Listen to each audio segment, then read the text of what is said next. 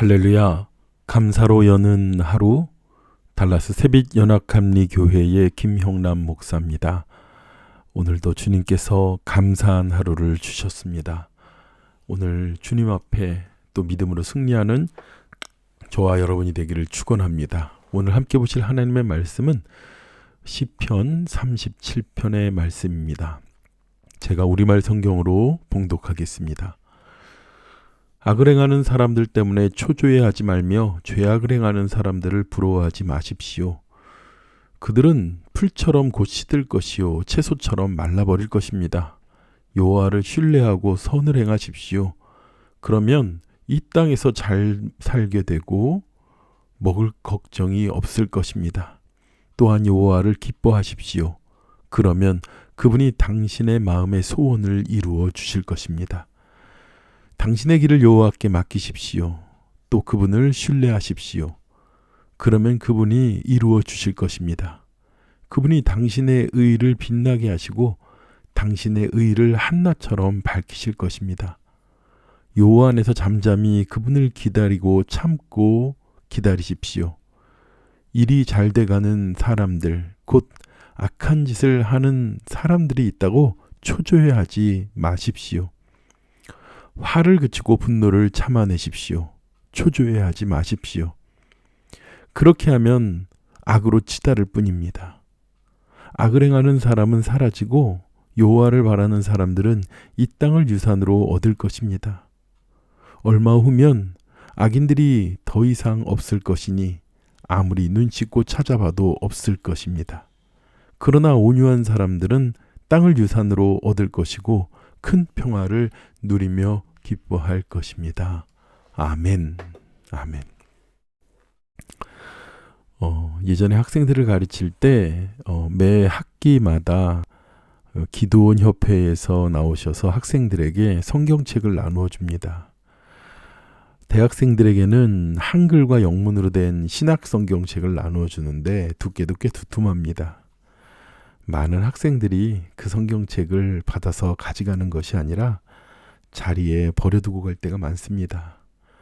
그러면 저희들은 그 성경책을 다 수거하여서요, 단기 선교 때 제가 그냥 C국이라고만 말하겠습니다. C자로 시작하는 나라에 저희가 갈 때 그 성경책을 각자의 짐에다가 몇 권씩 넣어서 그 나라에 성경이 필요한 젊은이들 그리고 성도들에게 나누어 줍니다. 저희가 선교를 위해서 나누어주는 물자보다 그 귀한 성경을 받았을 때 그들이 정말 생명을 받아들며 얼마나 기뻐하는지 모릅니다. 한 번은 이런 일이 있었습니다. 한 교수님이 학부모에게 컴플레인을 받았다면서요. 그러면서 그 학부모에게 제 전화번호를 알려주었다고 그래요. 그래서 교목실로 전화가 왔습니다.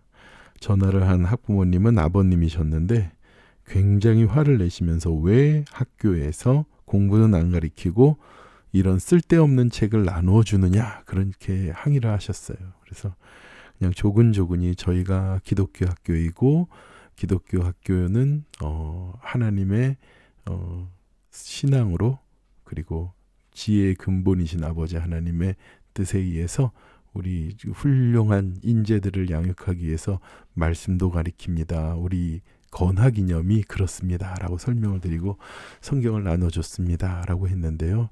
그분이 그러십니다. 자기는 세상에 굶주리는 사람, 고통당하는 사람이 많아서 어떻게 해야 될지 모르겠어요. 그걸 어떻게 하십니까? 그러니까 그분이 너무너무나 고통당하는 사람들이 많아서 자기가 중국에 가가지고 그런 일들을 하고 있다는 거예요. 그래서 아버님의 이야기를 잘 들어보니까요. 이 세상에 고통당하는 사람들을 위해서 무언가를 하기 위해서 본인은 뛰어다니시고 움직이시는데 정작 자신의 가족과 자녀들을 돌보는 일에는 전혀 함께하지 못하고 그리고 또 그런 아픔들이 좀 있는 것 같았습니다. 저는 그분이 나름대로는 참 좋은 일을 하러 다니신다고 하시지만 정작 그분의 마음속에 많은 분노와 그리고 초조함이 있는 것을 알게 되었습니다. 물론 그 아버님에게 성경을 뺏긴 그 학생도 불러서 이야기를 해보니까요. 참 가정이 어렵고 힘든 가운데 있었습니다. 저는 최근에 또 이런 분도 만났습니다. 앉으셔서 그 교회에 대한 불만과 불평을, 목사에 대한 불평과 불평을 얘기하셨습니다. 뭐 끊임없이 얘기하시는데 제가 듣고 있기가 참 민망할 정도였죠. 그런데 그분이 하시는 말씀이 틀린 말은 없지요. 왜냐하면 목사들 중에서는 나쁜 사람도 있고 교회들 중에서는 정말 성도들이 상처받는 교회들도 있으니까요. 사람이 여럿이듯이 하나님께서 지으신 이 땅에 하나님은 완전한 창조를 하셨지만 피조물 중에서는 온전치 못한 그런 인간이라는 사람들이 있습니다. 그분의 말씀을 들으면서 마음 한쪽에 참 안타까운 것이 무엇이냐면요. 악에 대하여 분노하고 초조해하면서 그리고 그 마음에 분노만 가지고 있다는 거예요. 그 마음에 그냥 화난만 가지고 있다는 것이었죠. 오늘 말씀은 말합니다. 악을 행하는 자들 때문에 초조해하지 말며 죄악을 행하는 자들을 부러워하지 말라고. 그리고 또 여호와 안에서 잠잠히 그분을 기다리고 일이 잘 돼가는 사람들, 곧 악한 짓을 하는 사람들에 대하여 있다고 초조해하지 말라고 말합니다. 가장 중요한 것은 화를 그치고 분노를 참아내고 초조해하지 말라고 말합니다. 그렇게 하면 오히려 악으로 치달을 뿐이라고요. 맞습니다.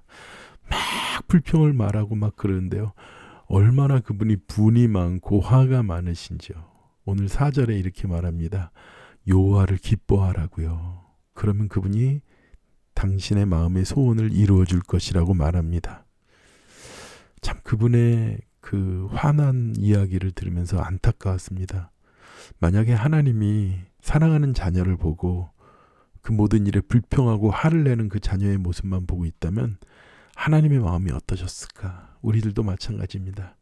우리 자녀들이 늘 화내고 불평하고 물론 악한 것에 대하여 분노하면서 화내는 것이지만 그 마음이 그러기만 어떡할까요? 하나님께서는 말씀하십니다. 얼마 후면 악인들이 더 이상 없을 것이라고요. 아무리 눈치고 찾아봐도 없을 것이라고 합니다. 무엇입니까?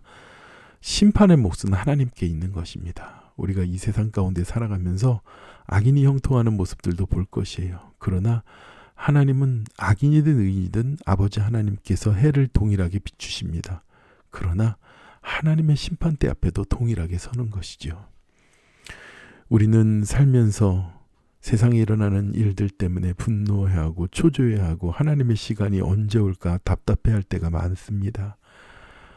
사울이라는 왕은 그가 아버지 하나님 앞에서 진실하고 겸손한 자였지만 그가 사람들 앞에 세워지고 왕으로서 사람들의 우러름을 받을 때에는 그가 초조해지는 사람이 되었습니다. 블레셋과의 전쟁에 나갈 때에 그가 하나님 앞에 제사 지내고 사무엘을 기다려야 되는데 그가 자신이 왕으로서의 역할뿐만 아니라 제사장의 역할까지 선지자의 역할까지 하려는 그러한 우를 범하고 맙니다. 우린 살아가면서 믿음이 있는 사람이나 없는 사람이나 기다리고 참는 법에 대하여 이야기할 때가 많습니다. 맞습니다. 믿음이란 신앙이란 기다리는 것입니다. 무엇입니까? 하나님의 약속을 믿는 것이죠. 그 약속의 이루어짐의 때는 바로 기다림에 달려 있습니다.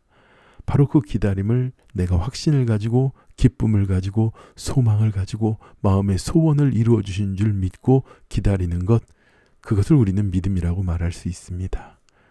우리가 어떤 일이든지 마음의 분을 품지 마시기 바랍니다. 초조해하시기 바랍니다.